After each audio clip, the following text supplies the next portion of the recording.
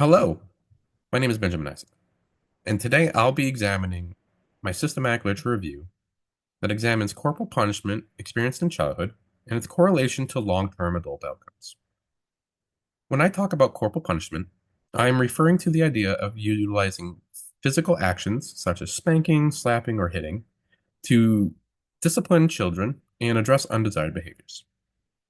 One of the reasons I decided to work on this project was because I've done a previous research that examined a lot of the empirical data readily available.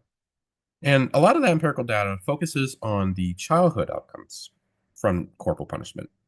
A lot of it mentioned things such as challenges in education, focus, and behavioral concerns.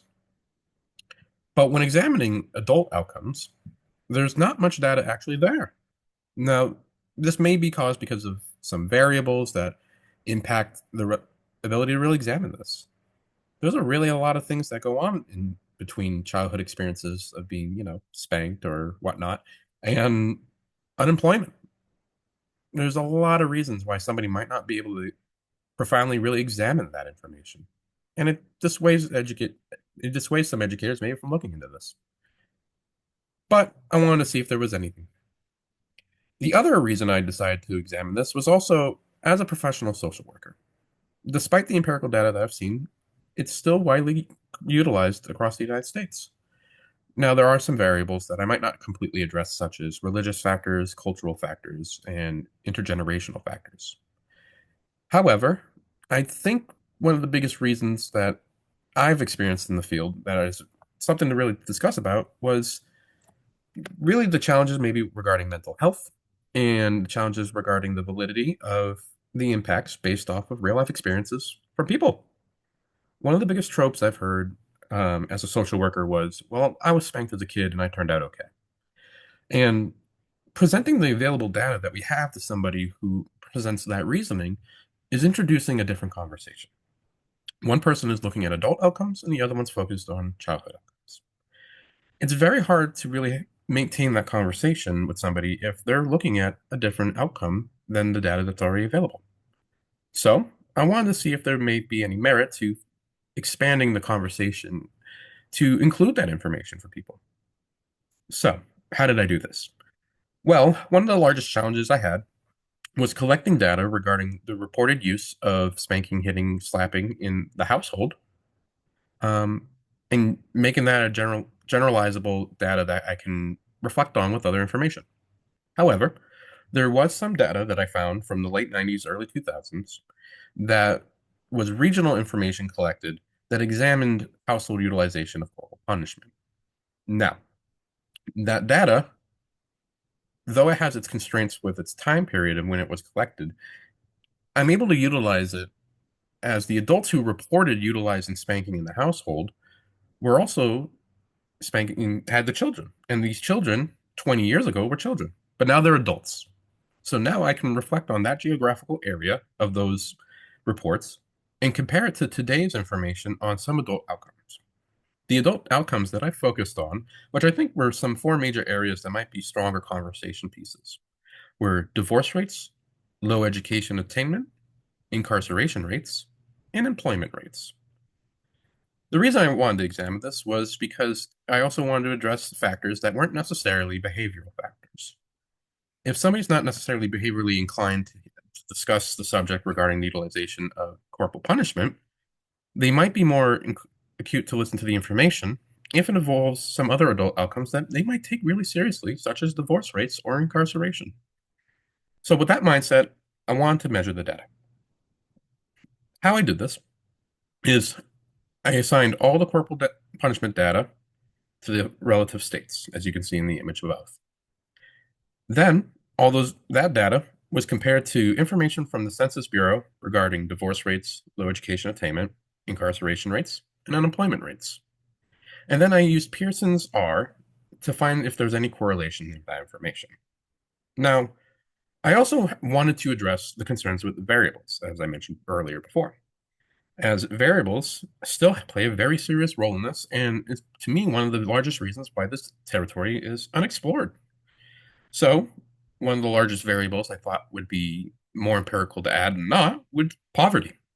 Now, one of the big reasons that we might say, well, how do you know if it's not spanking in something such as poverty? There's a lot of empirical data that shows that poverty plays a serious role in a lot of these outcomes in adults, and it's true. So what I did is, in addition to examining corporal punishment with the 4 adult outcomes, I examined poverty as well. Now, I also wanted to consider the fact that the corporal punishment data was reflected in a regional information. This might have some serious impacts for a few reasons. One, it generalizes the use of corporal punishment and makes the data that appears for correlation much more challenging. Real empirical evidence for this is going to require a much more thorough investigation on utilization of corporal punishment when comparing state by state. And unfortunately, that data just isn't available. I also want to express the concerns with how the validity of using regional data. So in order to do this, I actually used the other factor, poverty, and transferred it into regional data using the same information provided by the state-by-state data. And then I also examined Pearson's R, the correlation number, to see if that regional data was seriously impacted by focusing on regional rather than state-by-state data. So to start this, I had to gather information by utilizing key terms such as corporal punishment, spanking, physical discipline, and this all had to do with corporal punishment. And then I also had to consider the 4 adult outcomes such as incarceration, education, divorce, and employment difficulties.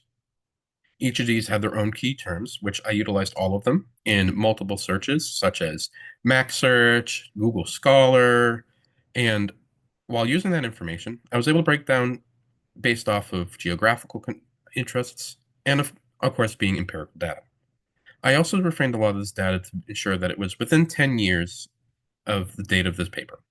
The only information that was not within this time frame is the information regarding corporal punishment, both as a baseline for information and for its limitations, which speaks to the need for further analysis. So, let's talk about the data.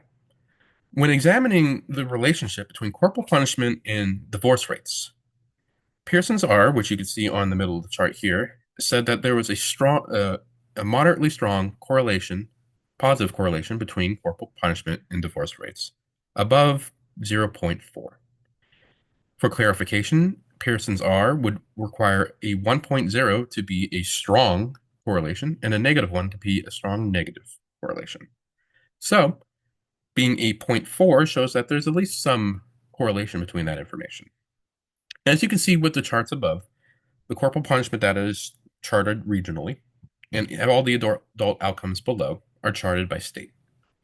And this says if you were to take those two data of information and look side by side, that's how related they are to one another. Now, you can see on the Pearson's R that other information was also slightly limited as well. For example, you'll see that unemployment actually had negative correlation both to poverty and corporal punishment. Now, this is probably due to a handful of other variables that impact things such as unemployment rates, recessions, natural disasters. There's much more to be considered there, and it requires further analysis. But you'll notice on the chart there the correlation between all 4 of those outcomes and corporal punishment and poverty. Now, poverty did show stronger correlations in all 4 of the adult outcomes. And that's expected. There's a lot of empirical data that shows this information. But you do see in the red bars next to the blue bars that corporal punishment, 3 out of the 4, similar to poverty, had similar correlations to one another. So the green bars that you also see in the image below is the poverty regional data. Now, taking the poverty state by state and making it regional, you can see how seriously impacted it was regarding the correlations for poverty. Now, this information is the same information from the state by state. What I did is I took each state's information, separated all those states by their regions, and then found the mean of all that data. And that's how we got the poverty regional data. And you can see how seriously it impacted Pearson's R. And the reason I actually did this was you can see if that's how much poverty is impacted by focusing on regional data rather than state-by-state data, then there's reason to discuss why corporal punishment is being measured regionally, but is still considered strongly positive in a handful of the correlations other than unemployment rates, despite it being a regional set of data.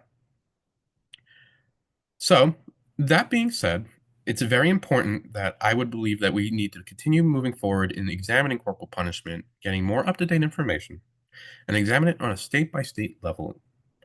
This will help us paint a better understanding, as I believe it would be more important to have a conversation that matches those who are utilizing corporal punishment to the belief systems and focuses that they have. It's one thing to say that a child might be experiencing mental health concerns in childhood, but it might also bring equal interest to the table if saying that your child is in percentage amount more likely to experience divorce, low education, incarceration, or unemployment, or maybe other adult factors. The point of the matter is simply that we don't know. And this data shows that there's at least potentially room for investigation. And I highly recommend utilizing this information to explore further analysis to ensure that the use of corporal punishment is not having negative long-term adult outcomes for our children. Thank you. That's been my systematic review for the corporal punishment system and its correlation to long-term adult outcomes. And I hope you have a good day. Thank you so much.